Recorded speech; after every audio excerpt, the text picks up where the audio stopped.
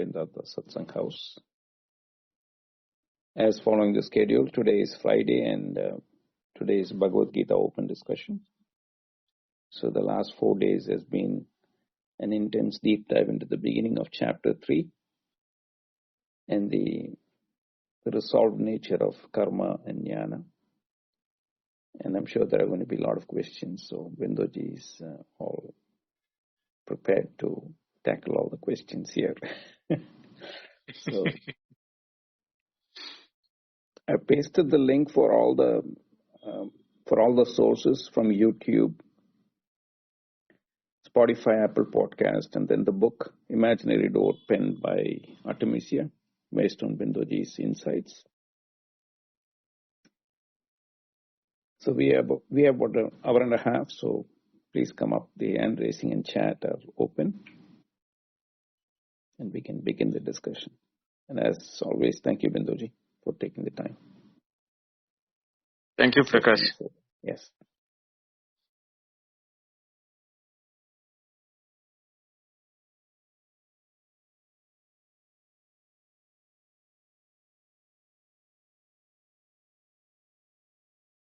Namaste, Srini. Namaste, Bindoji. So I thought I'll start off with a few questions which I'm having. Go ahead. Yeah, so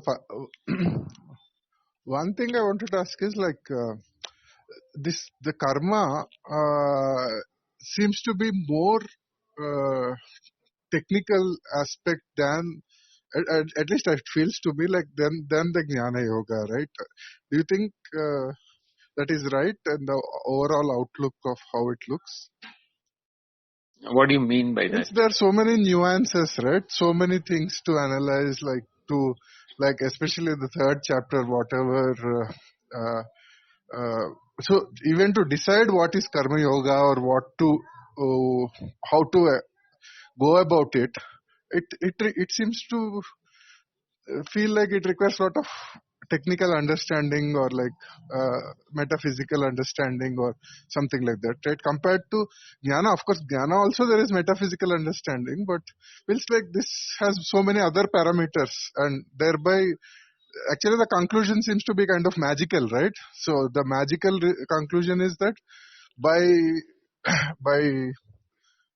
carrying out actions without the desire for the result is the solution for the problems, is what karma yoga is advocating, right? So this is not very intuitive, right? It's not very easily understandable. So it seems it's a lot of technical understanding is required even to do karma yoga or get on those things. Whereas in jnana yoga, it's not. There are not so many parameters. It feels like, I don't know, but it's just a feeling I get with those. I don't know why I get it. Yeah. Well, the confusion comes from when karma yoga is being explained. Krishna also said that why do we feel that we are the doer, or the doership is being felt by us? Actually speaking, if you understand the methodology which Krishna is developing to explain to us, he said that it's basically the nature or the prakriti which has got the three gunas. Even though they are technically called sattva, rajas, tamas, it's basically the three qualities of inertia, activity, and what you call a settled mind. These are the three categories of gunas which we say. So because of these three, nature in which our mind operates makes us deploy our organs of action. And in that, what happens is that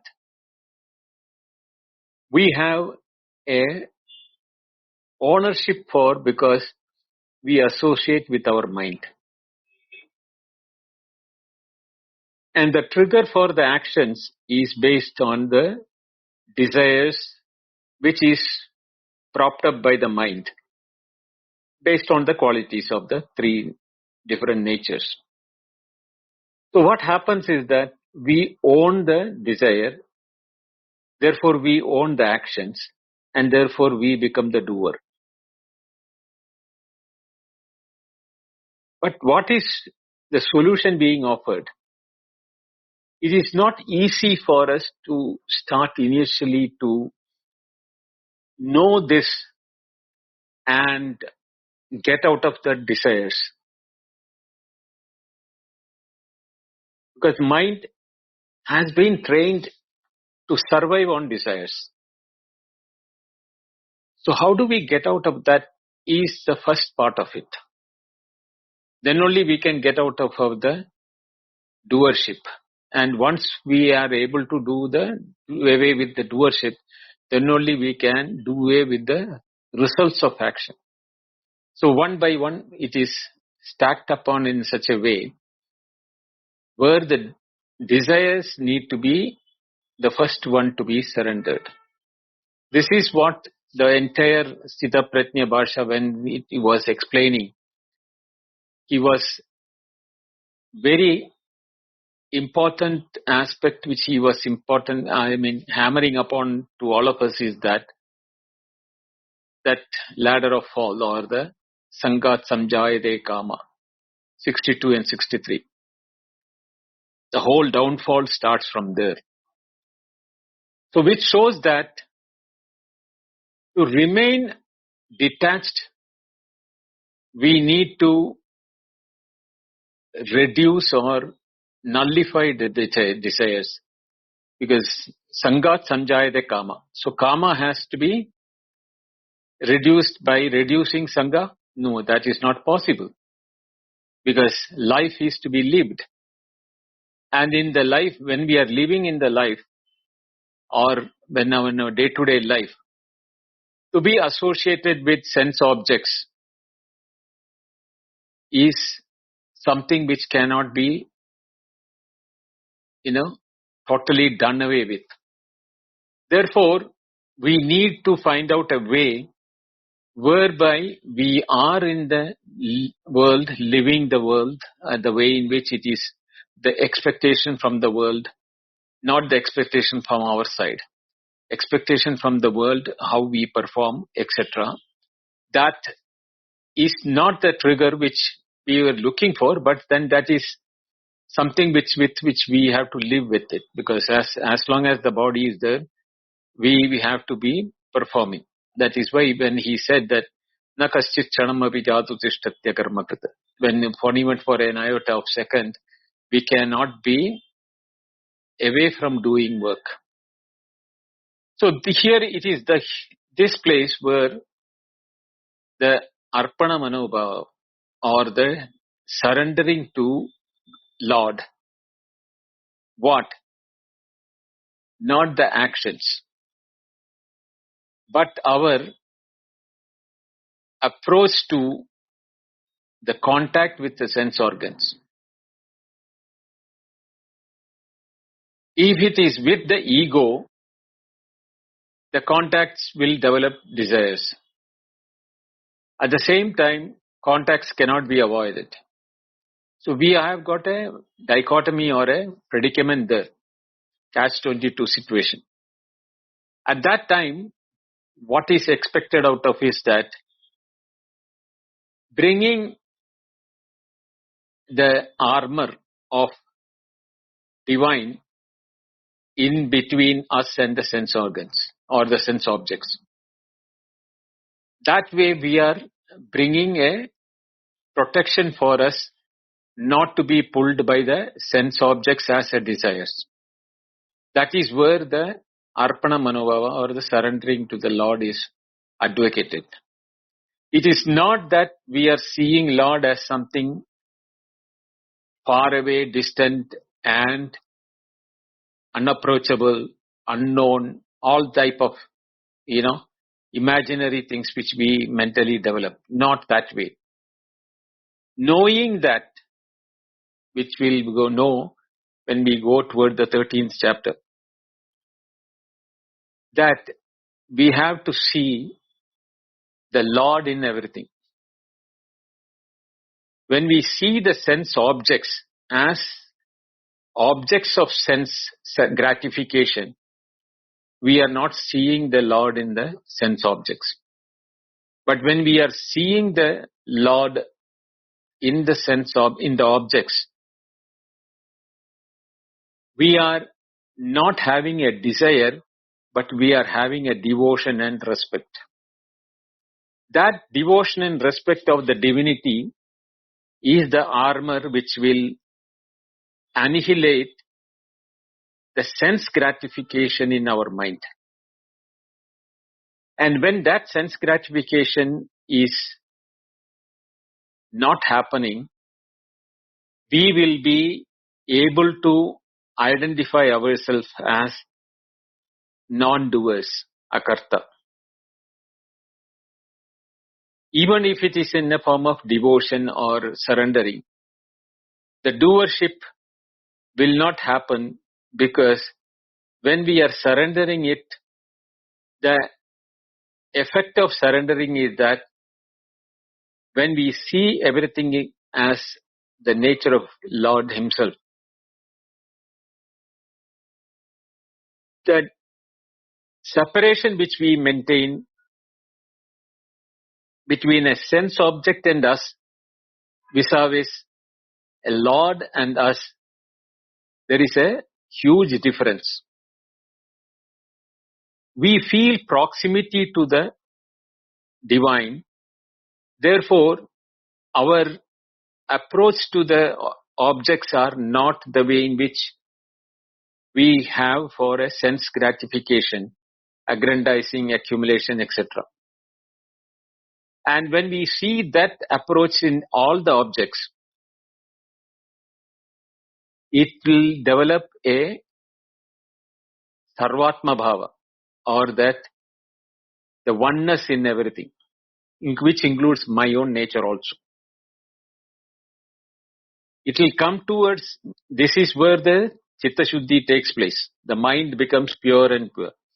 Only when the mind becomes pure in that fashion, we will develop the non-doership. That it is nothing. That is where we become the instrument. This body with which we identify as ourselves as the egoistic person, or not egoistic in the sense, the individualistic personality, will become more of an instrument for divine requirements to be carried out. And when it is a divine requirement to be carried out, we will not be longing for the outcome from that action, because it is being surrendered to the Lord. This way, when we develop each stage very carefully and progressing it in a methodical and educative way, we will be moving unknowingly from a karma yoga to jnana yoga. Where the shift takes place, there is no what you call hard and fast rule. It is a what you call gliding, or a movement within the individuality from a doer to an instrument to a non-doer. These three taking place one after the other, but not exactly in a watertight compartment way.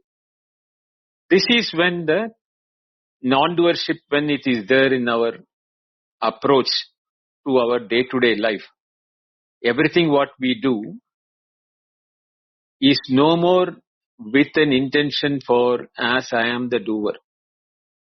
That is the time when the mind becomes really settled, non-desirous, and only having the purity of the mind with which we are able to perceive us not as the body, mind, intellect complex, but as the nature of awareness itself.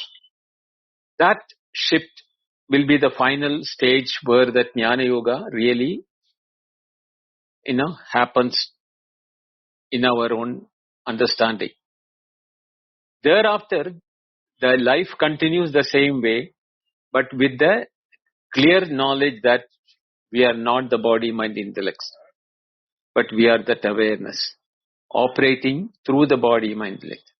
The functions of the body, mind, intellect will continue as it is, but it will not be anymore the I feeling where that, the individuality feeling will not be there. That is the time when he becomes a really Sarva Bhuta Hitairata. It means he is the one who looks forward for the benefit of everything and around him. He has no differentiation between what Bhagavad Gita says, no? Sunichai Paswapakecha Pandita Samadarshina. That attitude will be a natural approach towards such a person. This is the total picture. So where do you think that there is a Karma Yoga separate from a Jnana Yoga? Or where there is a technicality which is Karma Yoga is making it difficult than that Jnana Yoga? It's not that Jnana, you said that Jnana Yoga is not very easy, but at the same time, you feel more Karma Yoga is more, complex. With this, I think the puzzle is in that shloka, Lokasmin Dvivida Nishta. It is telling us two nishtas separately, right? Whereas one of it is just a temporary position, it feels like. Whereas, like in your boat example, one nishta is to plug the holes in the boat, but your eye is always on the other shore. The main motive is to reach the other shore, though this plugging the boat is like the Karma Yoga, what we talked about, right? So I think that is why it is told as two nishtas. That is, I think, that is where I feel there is some technical glitch or something I'm unable to understand. Yeah, that is but natural. Your question is very well articulated. That comes from the nature of the three gunas. The three gunas are the Sattva, Rajas, Tamas, or the inertia, activity, and the, settled mind. These three are not independently and separately operating qualities. All the three are operating in individuals at different points of time. But the ratio which is predominant is where the difference it makes. Very handful of people are born with a settled mind from the birth onwards. Most of us are born with all the three almost equal all the time. So even if it is all equal, or the activity and the inert minds are higher, those minds are not in a position to even appreciate or understand or even have a interest towards that Jnana Nishta. That set of people, majority of us, will need Karma Yoga. But there are people who were born like the Saptarshis and the Shuka Brahmarshi and people like that. In the examples of the Puranas, we will find that born with the wisdom. Wisdom is natural to them because of their settled mind. So to them, Karma Yoga is not required at all. That is why he has categorized there are two set of people. Because Arjuna can ask that question, then what happened to the Sanakadi, or what happens to Shuka, etc. Arjuna would have asked him, Krishna. If he had said only there is the only path is through Karma Yoga, you have to achieve the Manaschitta Shuddhi and then Jnana Nishta, then this question, if he had come, he will have to explain that no, there are two set of people. So for that purpose only this Jivnishta has been said very clearly. But he didn't say what is the ratio between the two.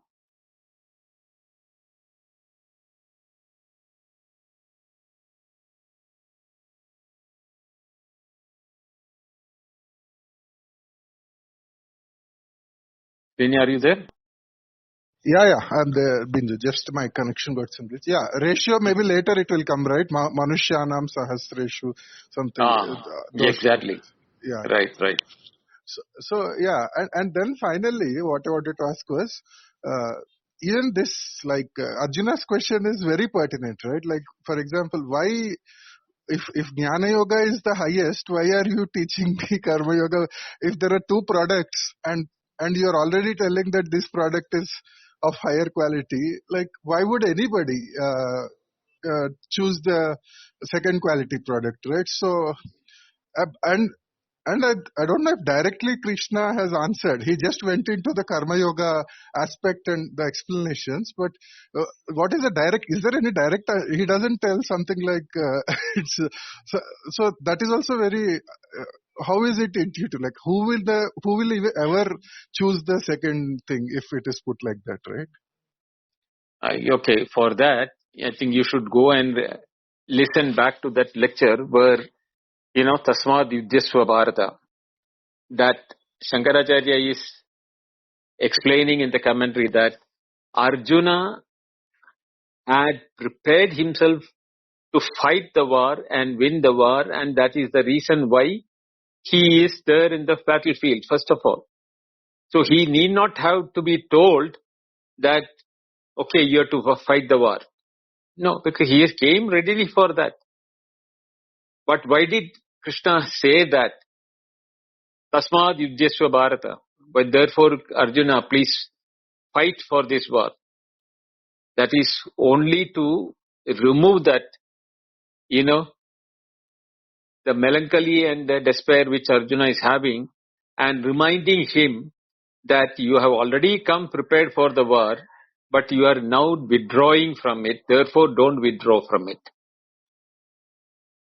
And when he uttered the word Karmanyeva Adhikaraste, Karmanyeva Adhikarahatte, when he said that, it is with the knowledge that Krishna knew what qualities Arjuna has got. It is not the choice which Arjuna can make. It is the choice of the nature of Arjuna's life which has shown that what is his quality as a Kshatriya and as a warrior with great valor. He had demonstrated that he is a extremely rajasic person. Therefore, Krishna advocated him for Karma Yoga. It is, but while telling that the truth to Arjuna to get him out of the despair, Krishna had to talk about the nature of Atma.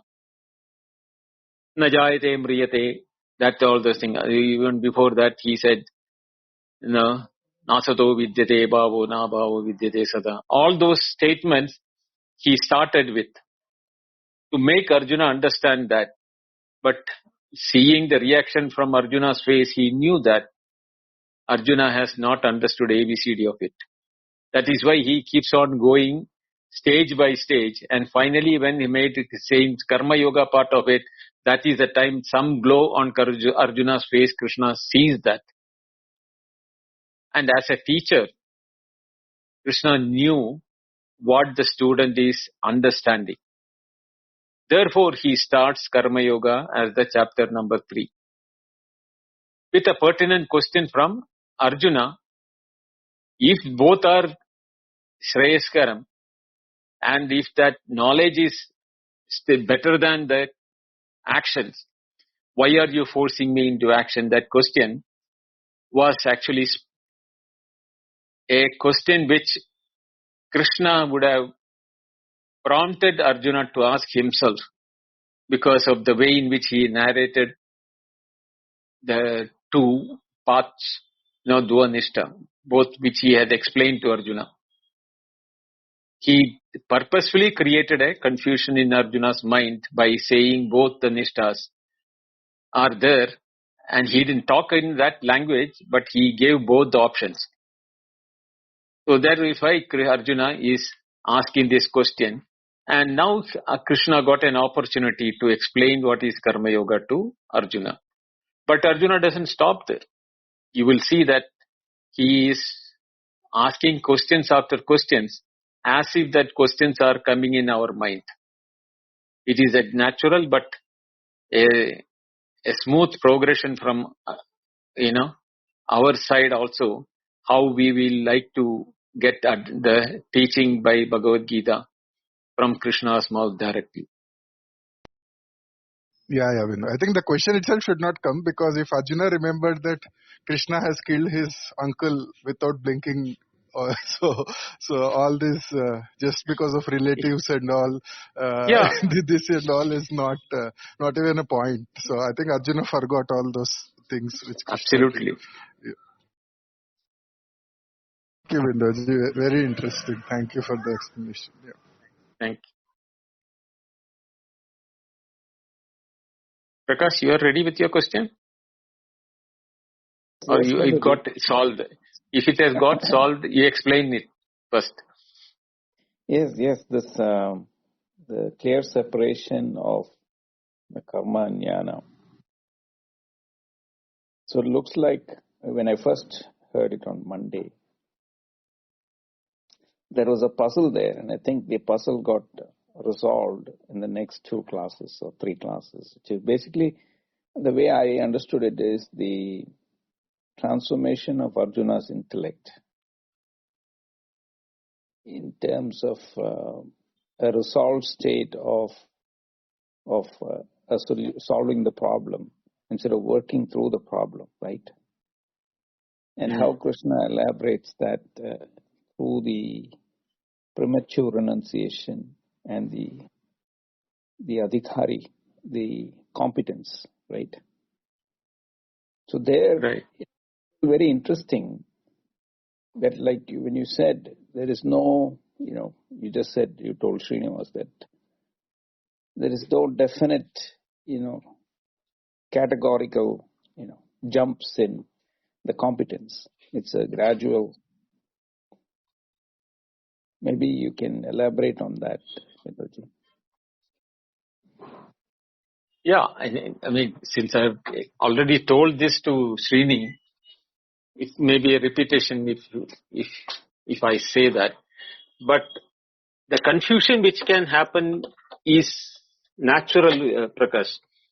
It happens to all of us when we hear, the second chapter alone without proper assimilation, how Arjuna was in his mind when he approached the war, and what happened when he saw his teacher and grandsire, etc., what happened to him. If we know that picture, and then when he sat down without fighting, Krishna had to step in. He was not only the friend and charioteer, but he also had a role to keep up his protection of Dharma, for which he has taken birth in this world. So from that point of view also, Krishna also had a duty to make the war happen. If Krishna had told, okay, Arjuna, I'll take you back home, it would have been playing with Arjuna, not fulfilling the upkeeping of Dharma there. So from that point also, if we look the development of the second chapter, we should understand the logic with which Krishna had developed the verses starting by Ashocyan Anya Shochastam, the 11th verse, till he closed the 72nd verse. It was very clearly crafted and made it in such a way that the mind, even though following this path in which Krishna has been taking us, the doubts, since it is not getting clarified there, is bound to create a confusion toward the end of the chapter, which naturally happened to Arjuna also. And that is why we all have heard about Karma Yoga, all the details of karma. We have no idea what is Karma Yoga, etc. So when it was told that na kaschit chanamapi dhatu tishtatya karmagata prakriti jayat gunai, it's the prakriti guna which is making the karmas function. All those things, when it made, the statement from Krishna came, we understood what is actually karma is. Till then what we think was either it is a Vaidika karma or our day-to-day life. These are the two karmas which we think as thing. But when the karma in the mind also is an equally important karma, we knew only when the hypocrite was called out, who stays externally inactive but fully active in the mind. He is also doing karma. So that made us understand that what are the type of karmas we are doing. Manasa, Vacha, Karmana, all those things have come into the picture. Now Krishna will develop this further in the whole of the 3rd chapter to make us understand how to be effective and efficient in our karma. That is the duty of Krishna in the 3rd chapter.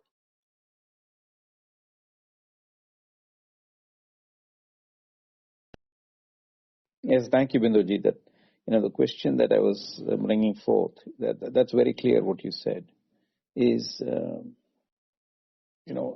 you also see a competence factor in adhikari? It's not just he is or is not, or she is or is not, but a competence, a gradual competence that is developed. Is that what? Competence, not only that competence improves as and when you learn more from these advisors. By birth itself there is a difference. That is why, which yes, I was telling Srinivas, that there are two sets of people. But even among the two sets of people, the majority who is fit for Karma Yoga, there is a wide variety among them also. From the absolute inert people who are not even interested in activity, to the highly active Rajasic people who are almost at the throat of each other all the time. You will find all sorts of people. So those things is very clear picture as to how our adhikari levels or the eligibility also changes according to our own nature of our not only physical activity but mental activity included in it. Thank you, Binduji. Yeah, I'll follow up after God. God is up here. Thank you. You wanted to ask some question, you said in the chat. God. Yeah, thank you for giving me the chance. And pranam to everyone.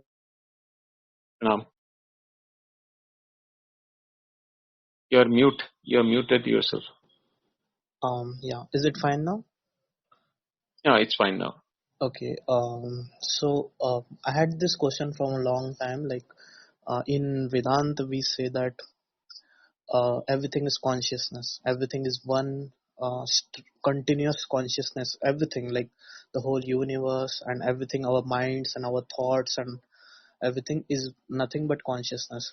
So my question is this: like in current like neuroscience, especially in like Western neuroscience, we get to see that they say most of the neurologists and current like philosophers of consciousness, they say that consciousness is a creation of the brain. It is a byproduct of the brain. It is the byproduct of our functioning of the brain. Like all the 86 billion neurons, all the electric connections that they are sharing, the whole electrochemical signals that they share, it is a cumulative byproduct of all that brain activity that is happening, and we can even catch that, like the delta waves and the gamma waves and the alpha, beta, gamma, all these waves can be captured in a MRI machine. And they say that all that perception, that altered states of consciousness, that is the consciousness. Like, and when we are in coma, that consciousness just disappears totally. Like there is no consciousness. So what's your take on that? Like, do you think that consciousness is altered, or it can be altered, or it can be changed? Okay, so you can remain in mute. I'll answer it. There are two approaches for understanding what you said. One is epistemological way and one is the metaphysical way. Now these two are not going to meet anywhere. They are separate in their own realms of explanation. Just like that, chemistry cannot answer mathematical questions and mathematics cannot answer chemical reactions. They are fields of operations in separate entities, or the methodology in which it is being operated. The consciousness, what the neurologist and the neuroscience, all of them are talking about, is a epistemological aspect of knowing. This is triggered by neurons in the brain, etc. But what Vedanta or metaphysics is talking about is a substratum in which, even though the word consciousness or jnanam, bodham, these are the words used for it, it is nothing similar to the epistemological knowledge or information or the, that's happening in the brain. Because what Vedanta is talking about is one aspect. The word consciousness is only indicative. It is not the name or the definition of that. That is why it has got three names for it. Satyam, Jnanam, Anandam. That is the truth. Jnanam is the consciousness or knowledge, or what is the life. And Anandam is the infinity. Infinity is to indicate that there is nothing other than that. Ananyatvam. If there is something other than that, then that is not infinite. It will always be limited by the other one. The Satyam is that Satyam, that which never changes. And the knowledge which has to be both infinite in nature, and it has to be a knowledge which doesn't change. Now, epistemologically, neurologist or the neuroscientist or whatever categories of people who are doing the alpha, beta, gamma, radiation, etc., they have never been able to find out a knowledge or a consciousness which can be categorized with the three definitions which is there in the metaphysical realm.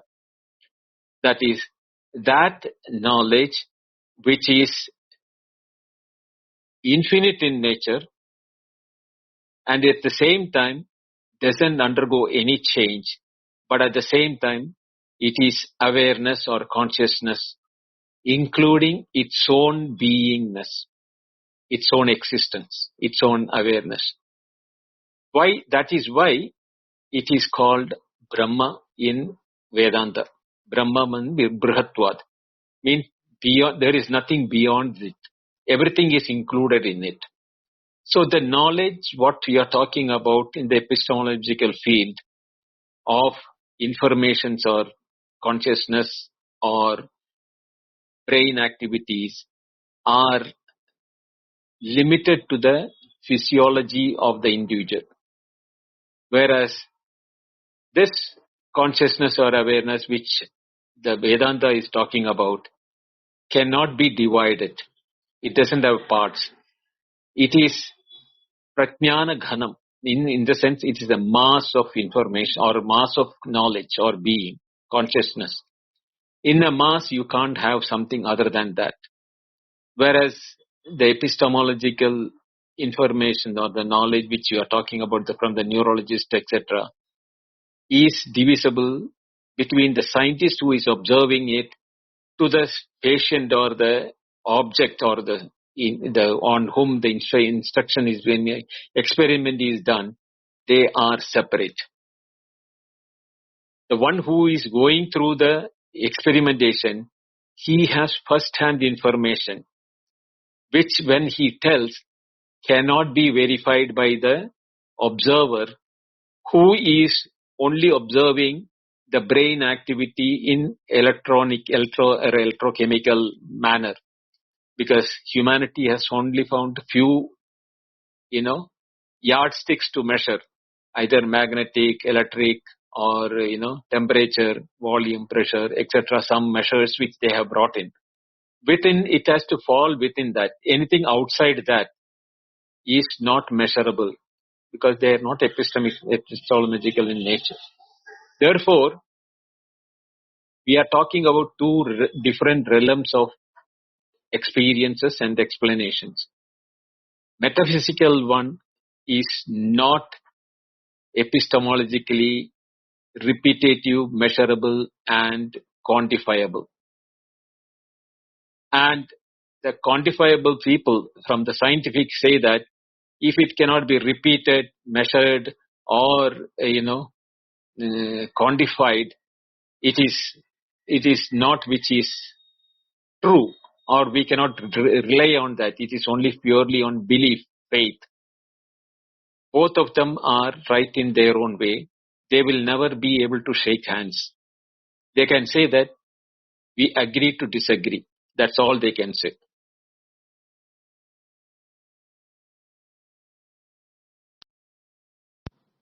Yeah, that's a very brilliant explanation from your side. Mm, I do have some questions, but I think we can discuss it later. Yep. Just hold on. Let me finish with Breck and Nikita. Namaste, Yeah. Breck. Welcome. Namaste, Bindo. How are you? Namaste, everyone. I'm fine. Namaste. So the last time I asked you a question, it was on the knowing part, and I think I have that down pretty good. This question, and by the way, I wanted to say real quick, since Venkat is here, and I remember years ago, Venkat was in a discussion with someone. It may have been me or someone else, but I remember him making the statement, it's in the service of two others. I remember him saying that. So he's talking about this, but I didn't know the context that was being spoken about at the time. And I remember saying to myself, well, I did enough of that crap and I'm not going to do it. It didn't work, right? The service to others. Right? So I dismissed it.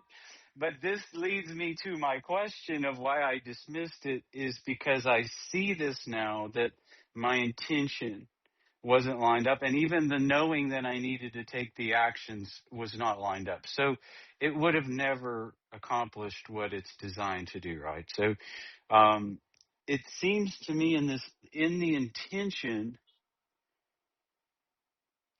you're going to see your intentions to begin with. So the intention of you knowing you need to take the action is big, but the no expectations is another part of this. And I know you said a minute ago that Krishna's going to explain this in detail about the karmas, but I'm kind of looking for a cheat sheet ahead of time.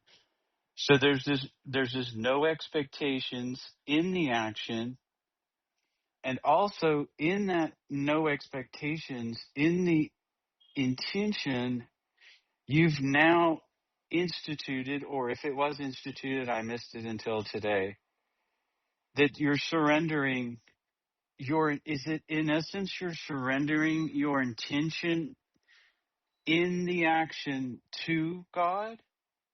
Is that what you're surrendering? Is any intention that you hold and any expectation, you're just giving that over to God, and in that process, it will purify the mind, is the term you used. Well, intention is always a explanation based on our nature of desire, but it is not without desire an intention can take place. So, any desire, whether it is a service or selfish or your performance of your day-to-day activity, all either by physical or mental nature, both the types. The trigger is when we are having an expectation out of the action which we are intending to do. When do we surrender such actions or intentions is when we do not have an expectation, then naturally it becomes an action without an expectation of the result. Then it becomes a surrender. Because whether you want to do it as a service to the Lord or as just as a service of your action itself is a service, in both the cases, the effect is the same. Because you are dissolving the otherness which you are having otherwise in the equation. Where you are there, the other is there, and you are doing the action for the sake of the other one. Now the sake of the other, when you replace it with the Lord, then you are becoming an instrument of the Lord in functioning. So there you don't bring in the intention as your intention, but whereas it is supposed to be done, I'm doing it as a service to the Lord. That's all. So when you take out your individuality aspect from that equation, and the otherness you are taken out as and replaced it with as a service to the Lord, then the whole picture is perfect. That is the time when your action becomes a dedication. Then whether you are doing a service or not is not the question. The term service also come when you see that there is a otherness in you, otherness in the equation. Don't bring the otherness in the equation. What is to be done the moment you are carrying it out. Don't look for whom you are doing, or what you are doing, or where you are doing, or how you are doing. All you have to do is you are doing it as a service to the Lord. That's all.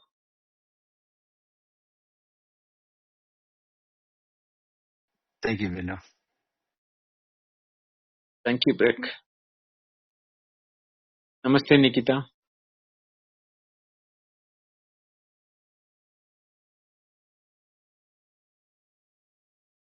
Nikita, are you there?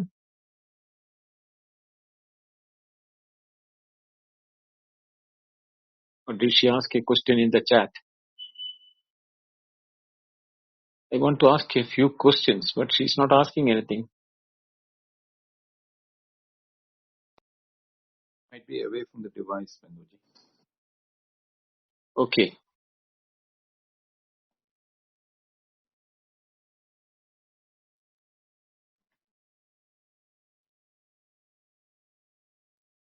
I have another quick question, Bindo, if I could ask. Go ahead.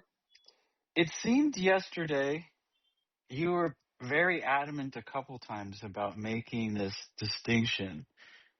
I don't remember the word that you used, but you were very clear about that. It seemed to me you were saying that karma yoga and the knowledge route cannot be mixed at all, and I found that perplexing a bit. Could you maybe clarify that? It seems like I can't see how anyone can go wrong by doing acts of service to others without an expectation. But how do they conflict? If there's a conflict, why and how do they conflict? See, the difference between the knowledge path, which is being addressed in the Gita, is the knowledge of your own nature, self. Who you are is what is being the topic of the knowledge, path of knowledge. All other activity falls under the Karma Yoga or the method of action, the perfect method of action. So I was insisting on that because action comes from the otherness. Only when the otherness is there, there is an action. And that otherness, when it is there, you will never know the self, because there will be always the subject, object, and the connection between the subject and the object. The knowing of the self can take place only when the otherness in the whole picture is dissolved and you are standing stark, alone, facing yourself or knowing yourself. That is a unique and standalone procedure where there is no activity. To know yourself, you don't have to do any activity. At the same time, there is no way you can know yourself as an object. The subject understanding its true nature is what is called the knowing we talk about. The eye cannot see itself, the finger cannot touch itself. All those that are examples which we use is to indicate that, the knowing of the self is not a knowing of through the process of mind or intellect. It is the awareness of awareness itself, but not as an object. I am is the first awareness which we have when we wake up. Later only we will become knowing that I means what. That is the time when we add memory into the picture and say that I am a man, I am a lady, or I am old, young. Whatever may be the adjectives which you have accumulated in your memory is used to define the I, including the body, mind, and intellect. But before then, awareness of the body, mind, intellect, and the memory is prop up. The awareness has to be there. Then only the memory can be in the awareness. So that stage where when we know our existence, but without knowing who we are, there is a stage, whatever may be an iota of a second it may be, that is the transition period from the deep sleep when we wake up, or from the dream when we wake up into waking, we will be thinking about. So keeping that, knowing that, or knowing that aspect is what is the path of knowledge. Rest all our activity stems out from two things. Words, which is the description with which we are bringing the otherness into the picture, and the knowledge which we use from our memory also depends upon the words. but both of them are operated through the mind.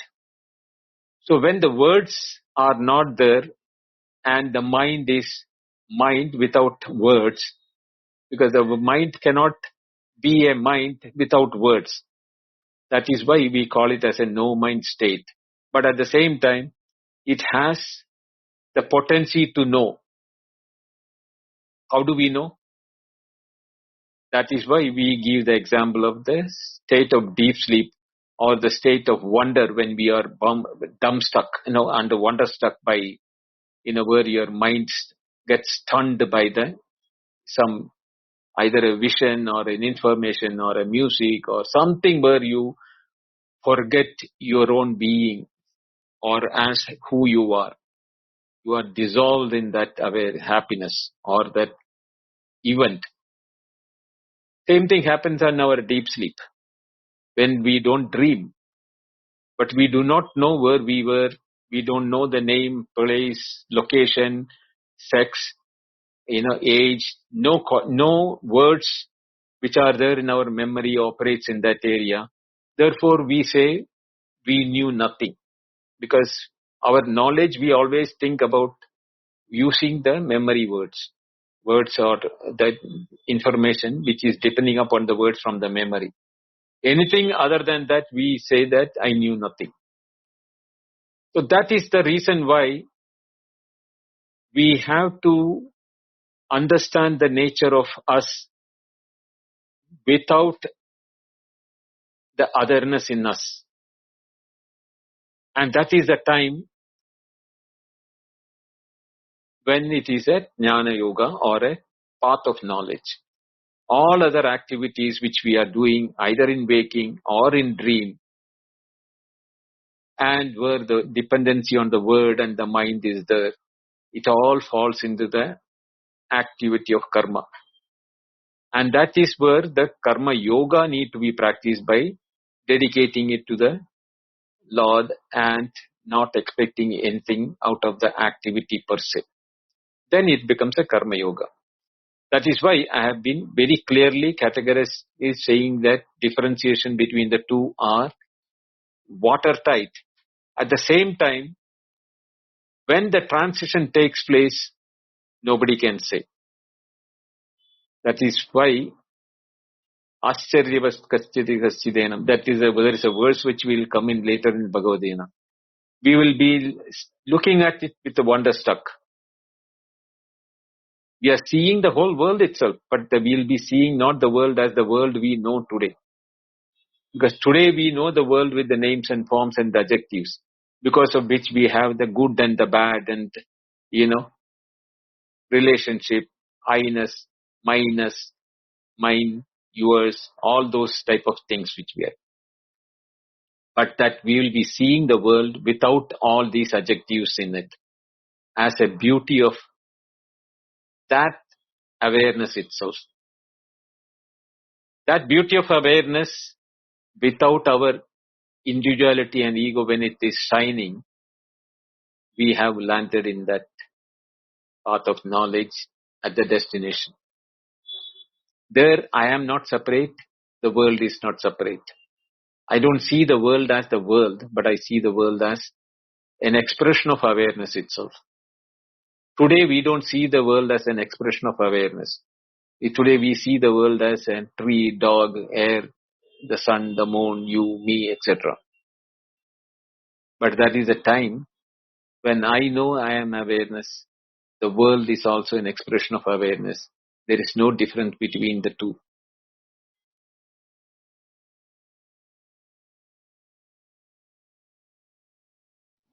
So can I ask you one tiny follow-up on this, that when you asked Prakash to give an example of how he gained clarity, could you answer? Would it be okay if you answered if you did karma yoga and maybe how long that process was? Or did you not have to do karma yoga? Every one of us do karma yoga. Even now we have to do karma yoga. Don't place me somebody as different from you. I am same as you. Well, I'm sorry, Vindo. I definitely do place you. No, I'm just saying. I want to hear the story, right? I want to hear. No, I'm just kidding you. I appreciate you saying that, and yeah, yeah, thank you. Thank you, Vic.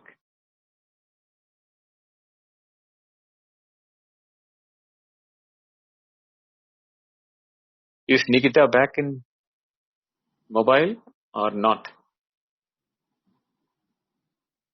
Looks like I think she's inactive. She's inactive. Okay. So Bindu, God, you want to go ahead? God Go want ahead. to go ahead with? Yeah, I want to ask a follow-up question. Yep. Yeah, you said like Vedanta speaks about an infinite, like Satyam Jnanam Anantam, that infinite continuous stream of consciousness. Now my question is, why don't we feel that? Like if the consciousness is unified and it's infinite and it's carrying all the infinite knowledge of the universe, everything, like it carries the knowledge of the subatomic particles, their spin, their charge, angular momentum, and everything, like it carries knowledge of you, me, of all the animals, of all the time, space, causation, whatever is there in the universe, it carries the knowledge of that. Then why don't we experience that? We experience world in a very fragmented sense. I only experience my immediate surrounding. I only experience your voice. I only experience soil behind my feet. I don't experience what is happening in another universe. I don't experience what is happening.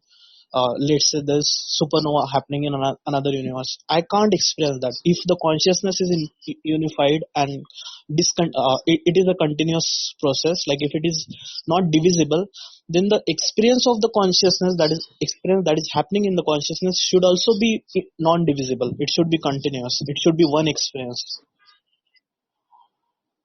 I Okay. think, yeah, you're getting me. Can you show me one object or one atom or one speck or one minutest thing in the whole world which doesn't need space for its existence? No, there's nothing like Nothing all the like time. that. Yeah, matter So, exists in space. so you are also in space, using space, depending upon space, right? Exactly. When everything is, that means your substratum is space. If the space is not there, you will not be able to be existing. So when you are not able to know everything what is happening in the space, how do you expect a finer, subtler awareness, which is even where space is existing, can be known by the same process? Okay, so you meant to say like I am existing within space, and space is existing within that infinite consciousness, Yes, and that's why I can't experience that infinite consciousness. Is that? that's right. But again, then my experience is based on, because of I am conscious, right? Because consciousness is there, that's why I'm experiencing things, isn't it? God, I don't want to use the word God. What is your name? My name is Gaurav. Gaurav, Yeah. are you aware of what are the things right now happening in your physiology, inside your body? Not Not. most of it, no. Yeah, most of us, we do not know. Mhm. In spite of the fact we know it is happening inside us,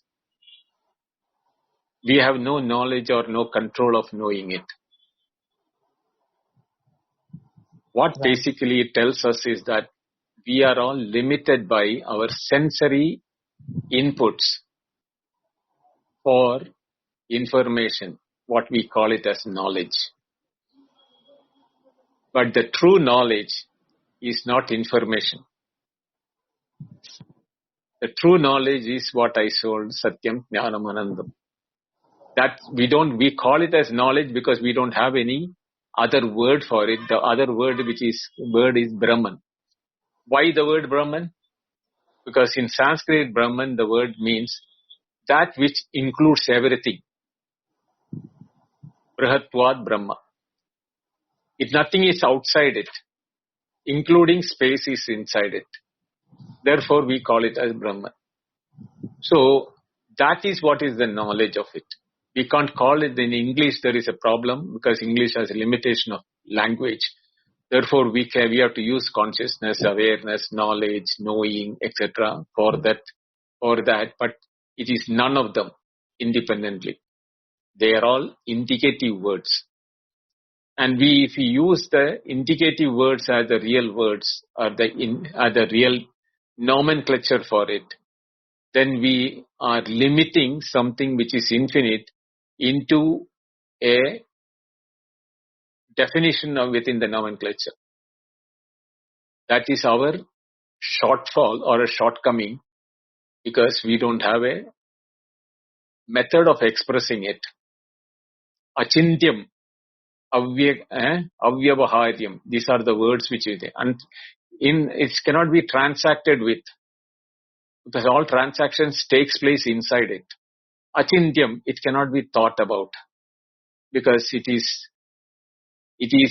in which the thoughts happen. So like that, we can only indicate it from our experiential part of it, but not even say that this is it. Like how they say in our example, the 12th man or the 10th man. We cannot say that. This is the 10th person. No. There is no way we can count it because it is infinite in nature, indivisible. Yeah. Thanks for your answer. Thank you, Guru. Yes, Prakash. Until Nikita unmutes, So if we, we'll go ahead. Yes. So once in the Jnana Marga, for maintaining the insight, Sthita Prajna is not a mixing of karma and jnana, but appropriation of the right action there is part of Sthita Prajna, Binduji. Sthita Prajna and actions are not really connected in the sense that Sthita Prajna, the word is shown whose knowledge is determined or fixed in the truth. Such a person has no doership. Therefore, his actions cannot be called as his actions, Sthita Prajna's action. But it is seen by others, he is living in the world like anybody else. From his point of view, he is not the body-mind-intellect complex. He has identified himself with that awareness, knowledge or consciousness or the Atma in him. So from his point of view, there is nothing other than that. Therefore, the physical body, mental body or in his activities, others will call it as his activity, which is not really his. But Krishna has given certain, ways in which such a person whose mind is settled will be in the world.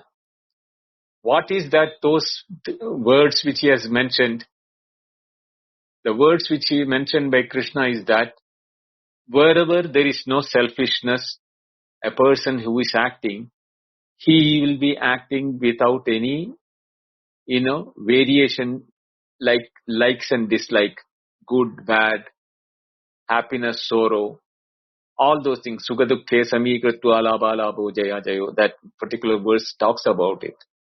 He equates, he is neither happy nor sorrowful, whether he wins or loses, whether he is reacting to the heat and sorrow, heat and cold.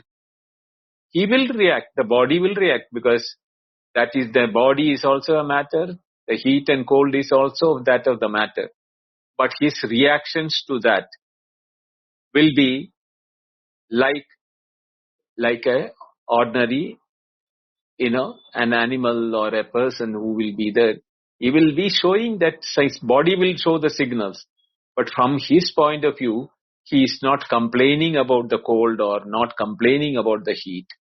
There is no anushojana. There is no way he will be reacting to those things. But his body will show the indication whether the body is getting cold or not. That doesn't mean that he is suffering from cold or he is suffering from heat. He doesn't have a complaining nature which otherwise we will have if we have an ego. So these are the way in which a Siddha Prajna's actions are to be understood. It is very difficult for a person who has not come to that level to appreciate or even evaluate such a person. That is why where the mithyachara word has got very importance in that. I didn't want to narrate and explain that, but it will be taking too much of my time for explaining that. A hypocrite in this world today can pretend to be a Siddha Prajna and try to show that he is a realized soul or different from others, etc. If somebody is falling for it, that is their mistake because they think that this person is. Or sometimes he may be a real Siddha Prajna also, but we have no yardstick to know how he is experiencing from his point of view.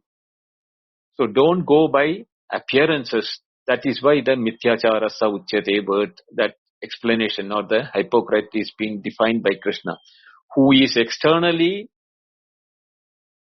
settled but mentally unsettled. He is a hypocrite. So how will we know his mind, how it is working? We don't know. So these are all the dangers of it. At the same time, there is no yardstick with which we can be guarding ourselves out of it. Best is be truthful to yourself and try to achieve that state by within yourself, not to imitate anybody or to, get controlled by somebody.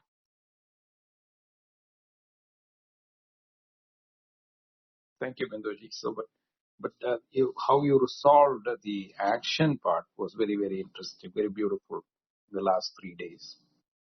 Right. Which is the action where where there is strong attachment to things. Yes. And where there is an action which allows the restraint, which allows purification of this intellect and mind, I think is a very important qualification for a practitioner, for a sadhak, right? Yes. Thank you. Thank you, Prakash.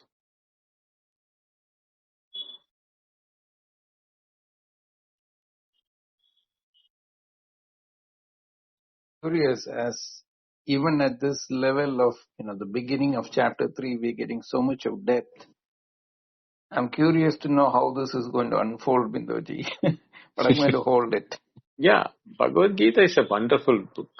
Wonderful in the sense, it is the practical book of Vedanta. Whereas Upanishads, when we are talking about that which, is untouchable, unthinkable, etc., all the aspects of it. But here is the practical aspect of it. How do we proceed towards that? That is why Bhagavad Gita is always, most intriguing or, mysterious book of the whole thing.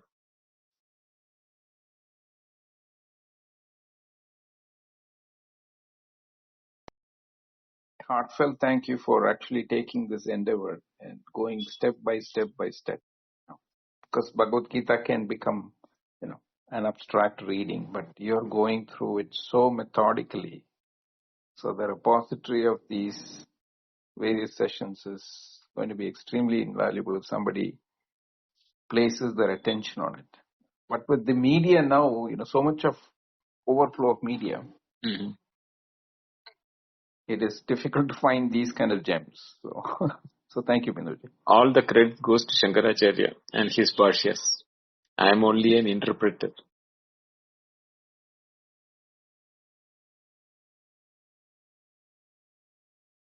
You're only a very good interpreter. Thank you, Jay. Thank you, Brett.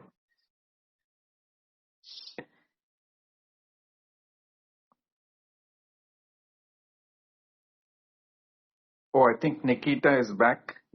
Are you back, Nikita? Can you The unmute icon up here. and ask the question? Or she got disconnected and came back?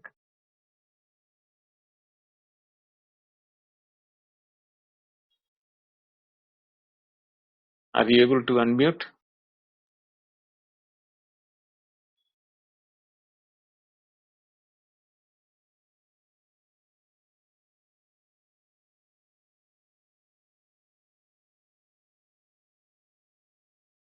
Okay, she moved back into the audience. We have another 5 minutes or so. So if there are any other questions, I Hello. think Nikita is back up. Hello? Yes. Hello, Nikita. Yes, hi Bindu. At that time, my bad. I was some busy, middle of something. Okay, no problem. Go ahead. Yes. So my question, one and only question was that only. Like, how can I come across with the procrastination, and how can I work on my day-to-day goals which I wanted to work on? You have to be truthful to yourself, first and foremost. Because Bhagavad Gita says that Atmaiva bandhu atmana atmaiva ripu atmana. You are your own friend and you are your own enemy. Nobody can cheat yourself more than you cheat yourself. Or nobody can be a more friendly person to yourself than yourself. Understand that as a guideline and do your actions as if you are doing the actions at the instruction of Lord, God or Krishna, Shiva, whoever you think as your thing. Doesn't matter. Because when you do it as a devotion to divine, the divine is not outside, somewhere in the clouds, high above in the sky or anywhere. The divinity is in the bosom of every particle in this world. So when we are surrendering it to the whole universe, because everywhere the same divinity is pulsating.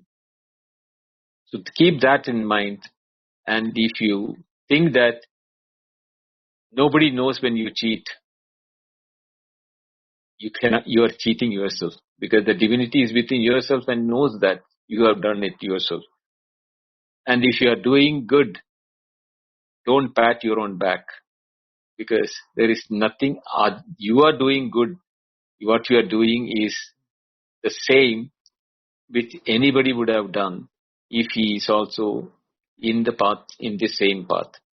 So you don't have to take a special credit for it. So don't expect the fruits of action. Surrender everything to divinity. Be true to yourself, natural. Then you will be the happiest person. You will not have any enemies. You will not have any grudge with anyone. You will not be disturbed by anybody. You will not be disturbing anybody.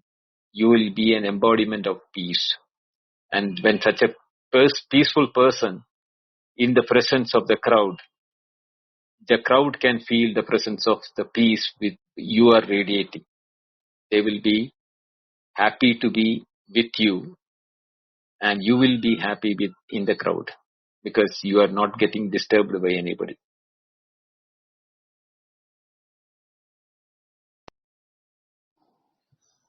Yeah, exactly. So sometimes I also feel that like I itself is the distractor. Sometimes think ki environment things are going to like disturb or distract me, but somehow how can I like go ahead with the same as you already mentioned the things. So we need to work on that only. And the second question, Bindu, is that only ki how can I like sometimes I feel very absent-minded in somehow in my day-to-day 9 to 5 in my corporate job. So how can I work on that as well? Why are you becoming absent-minded? Because your mind is going Somehow even I decay ki why is it happen? So yeah, because your somehow your might mind be. is going somewhere else.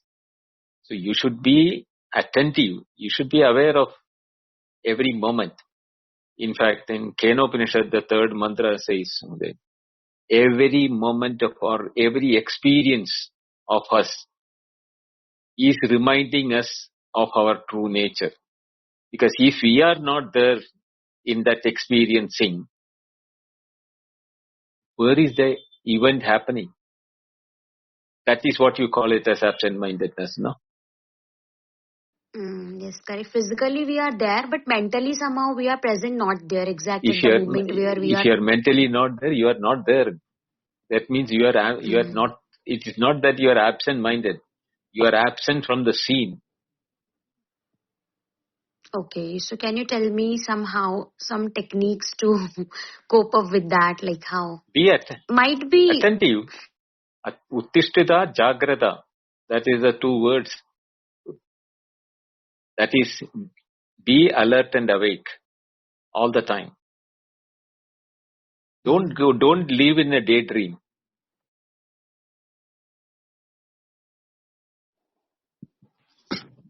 Yeah, Binduji, can you tell me like when will be the next time you will be available here? I am here every day except Saturday, 8:30 to 10, and Friday and Sunday we have question answer session like this. But Monday to Thursday, I'm discussing Gita class, Gita chapter 3 now going on. So I have like hundreds of questions for you. I want to ask. So when will be the time for it? Like Sunday 8:30 you can come. Sunday. Okay. Thanks for it. Thank you, Gaurav. Nikita, your We have questions are over? limited time. Yeah. Thank you so much, Bindu, for your time. Okay. You can come on Sunday with further questions if you have.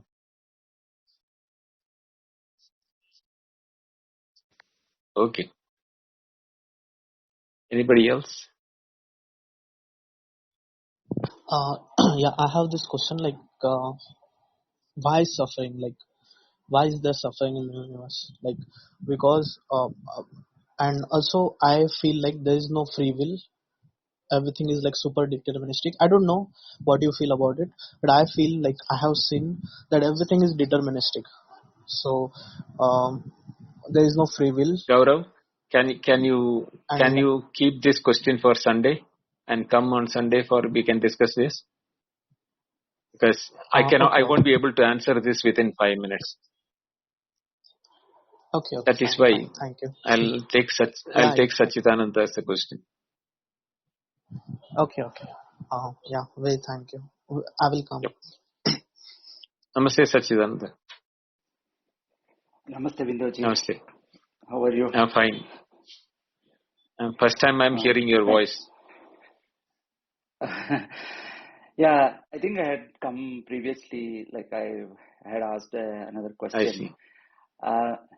Yeah, I just wanted to know, like from your side, I mean, in terms of just my experience, if I want to talk about it.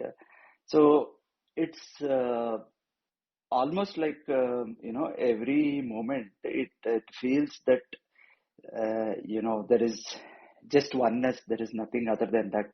Like it just, um, I don't know how to put it in words, but it's every moment, every like it could be like a leaf or whatever it is. Everything feels that it is just it's you can even like feel that, right? Like, so it my question is that when we are talking about all these different paths, you know, it could be Gnana Marga, Bhakti Marga, Karma Marga, all of these ones. Um, like I know, probably from your experience or from like if you look at any other people who have attained moksha, like people whom we talk about, like Ramana Maharshi or Nisargadatta Maharaj, or these people, like because the thing is that all of these eventually it is, when we say gnana or even when we say bhakti, like the epitome of bhakti, for example, it is oneness, right? Like it is Mirabai. If you look at like anybody who is you considered as a bhakti swarupa, that person is a it's just like she was bhakti, a bhakta of Krishna. So she was like literally she was she was one with Krishna. So when we look at all of these margas, how much of where should we draw the line in terms of uh, uh, I don't know how to put this, but where should we draw the line in terms of the experience, the following the procedure ends and the actual experience starts? Okay. If I'm able to articulate it correctly, yeah. Yes, Sachidananda, the terminologies which you have used, that feeling the oneness with the world, Mirabai, Yes. etc., devotion in all these places, those are all expressions of poetic in nature or, theological means of expressing it. But practically, everything what is being experienced in our waking is according to the sense organs what we experience.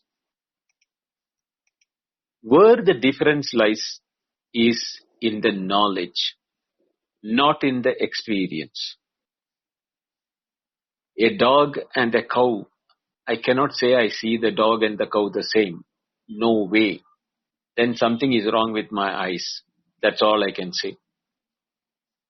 But my knowledge, I know that every atom or every cell in the dog and every cell in the cow and every cell in my body, all of them are nothing but expression of the same awareness. That doesn't make me, the dog, and the cow the same. Even though there is a verse which is coming in the Bhagavad Gita, Shunicha epas shupakecha pandita samadarshinaha. That is that the dog eater, and the learned person is being seen as samadarshina. That samadarshina, the word has got a deeper connotation rather than that they don't see everything as the same. No, that is not the meaning there. Just I asked Gaurav now, the space is inevitable for everything in this world. But doesn't mean that when I'm seeing a mountain and when I'm seeing an ocean, I am seeing space in mountain and space in the sea ocean. No, but my knowledge very clearly says that the dependency or the substratum for the mountain and the substratum for the ocean is the same space in which I am also depending upon. That makes me feel comfortable to see that the ocean and the mountain as the same expression.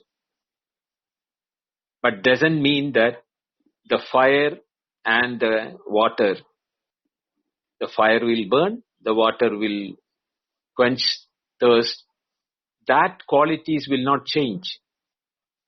So we should understand when we say that we are seeing the things doesn't mean that we are seeing by our sense organs. We are knowing it is a different thing. Not only intellectually knowing. Intellectual knowing is only a limitation. But beyond the intellect, there is something called expression of,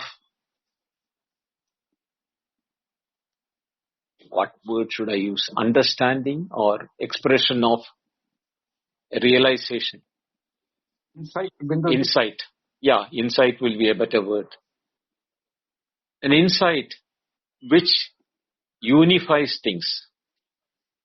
That is where the multiplicity is dissolving, but not in our day-to-day expressions. So, when we know that clearly, we have no problem in transacting in the world. We will feel hungry, we will eat a food.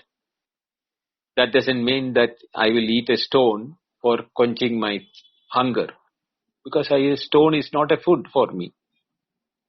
Like, so we have to be very, very careful when we use the terminologies which are used by poets. Like, Mirabai saw Krishna as herself. No. Meera ke Prabhu Giridhar Nagar. She called his as her Prabhu. Same is the case everyone.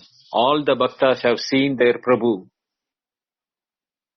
But when it is being explained, they say that they felt as oneness with the God. That oneness with the God is the feeling of the same truth is there in the God and me. Doesn't mean that I see myself as God or God as me. No, that cannot happen.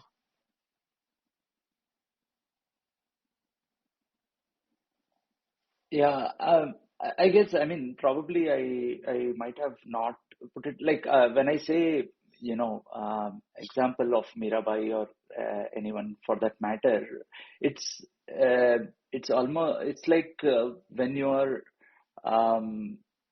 talking about anything external, it doesn't like I know as a fact that that's not external. It is like it is one, and there is no separation. And because if there is a difference, only then you are able to see as like the myself and that as separate, right? I mean, if it is uh, if the only expression or the only experience, I mean, is that of being together, then is there any role that intellect plays in that at all, or that is beyond expression, that is beyond how we It's beyond talk? beyond expression. That those are all beyond expression. Even intellect will not Okay. function there.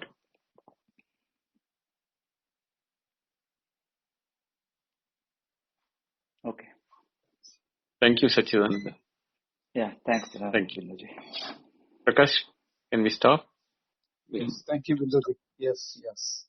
Thank you. Today was very few new people came up, new speakers came up, and it was as usual, a very lively discussion. But today you had a lot more to offer for those who are in the karma yoga. So, Binduji, thank you very much, and thanks everyone for coming. Our next session is at 8:30 p.m. IST on Sunday, which is Advaita discussions, and we'll resume our classes on Bhagavad Gita Monday at 8:30 p.m. IST. For all the replays, you can go into Clubhouse, or you can look up in the chat. I've shared the 3 links pertaining to the talks in YouTube, Apple, and Spotify. There is also a book that is a concise written information from Bindoji's Insights, authored by Artemisia, and you can also access that. So again, thank you all for coming, and Bindoji, over to you to close the room. Thank you, Prakash. Thank you, Srini, Gaurav, Breck, Sachidananda, and Nikita for questions. We'll see you again on Sunday, same time. Hari Om. Good night. Hari Om. Good night.